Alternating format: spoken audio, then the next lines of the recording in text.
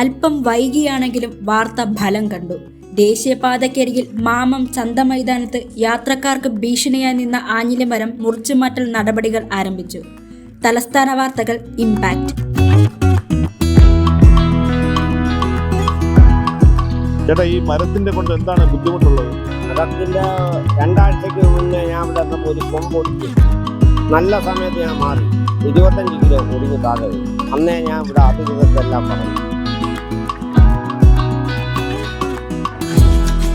11 kV ലൈനിലേക്ക് ഇത് വീഴാണെങ്കിൽ ഇവിടെ നിന്ന് അങ്ങ് പാലത്തിൻ്റെ അവരെല്ലാം പോയി.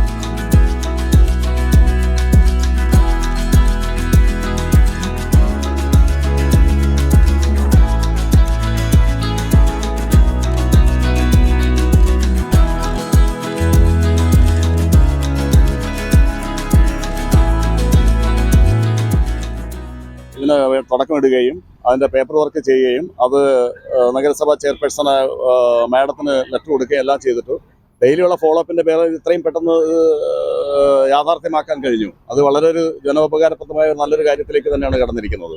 നിസ്സംശയം പറയാം. ഒരു സന്തോഷ വാർത്തയായിട്ട് ഞങ്ങൾ ഗ്രാമവാസികളെല്ലാവരെയും അറിയിക്കുന്നു. നമ്മുടെ ഒരു CMRI എന്ന് പറഞ്ഞൊരു അസോസിയേഷൻ ഞങ്ങൾ ഒരു 2 മാസം മുമ്പാണ് അത് ഫോം ചെയ്തത്. അതിൻ്റെ ആദ്യത്തെ നമ്മുടെ ഒരു നടപടി എന്നുള്ള രീതിയിലായിരുന്നു ഈ മാമം ഗ്രൗണ്ടിൽ നിൽക്കുന്ന ഈ ആഞ്ഞിലിമരം എല്ലാവർക്കും വളരെ ബുദ്ധിമുട്ടുണ്ടാക്കുന്ന, അല്ലെങ്കിൽ എന്തെങ്കിലും സംഭവിച്ചു കഴിഞ്ഞാൽ ഒരുപാട് പേർക്ക് ബുദ്ധിമുട്ടുണ്ടാകുന്ന ഒരു അയണിമരമായിരുന്നു. അപ്പോൾ ഞങ്ങൾ അത് മുറിക്കുന്നതിന് വേണ്ടിയിട്ട് ആദ്യം ഞങ്ങൾ തഹസിൽദാർക്കൊരു ആപ്ലിക്കേഷൻ കൊടുക്കുകയും അവിടെ നിന്ന് വില്ലേജ് ഓഫീസിലോട്ട് അത് ഫോർവേഡ് ചെയ്തു. അവിടെ നിന്ന് മുനിസിപ്പാലിറ്റിയിൽ വന്നു, അവിടെ നിന്ന് ഫോറസ്റ്റിൽ അയച്ചു. അങ്ങനെ ഒരുപാട് കടമ്പകൾ കടന്ന് ഇന്ന് അത് മുറിക്കുന്ന ഒരു ദിവസമാണ്.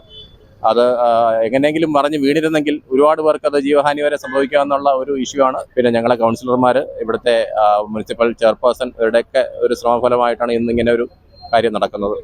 ഇക്കഴിഞ്ഞ മെയ് 29-നാണ് മാമം ചന്തമൈതാനത്ത് അപകടാവസ്ഥയിലായ കൂറ്റൻ ആഞ്ഞിലിമരത്തെക്കുറിച്ചുള്ള വാർത്ത തലസ്ഥാന വാർത്തകൾ റിപ്പോർട്ട് ചെയ്തത്.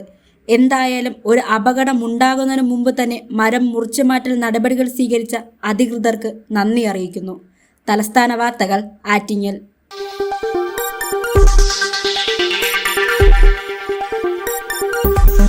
ഈ വാർത്തകൾ നിങ്ങൾക്കായി അവതരിപ്പിച്ചത്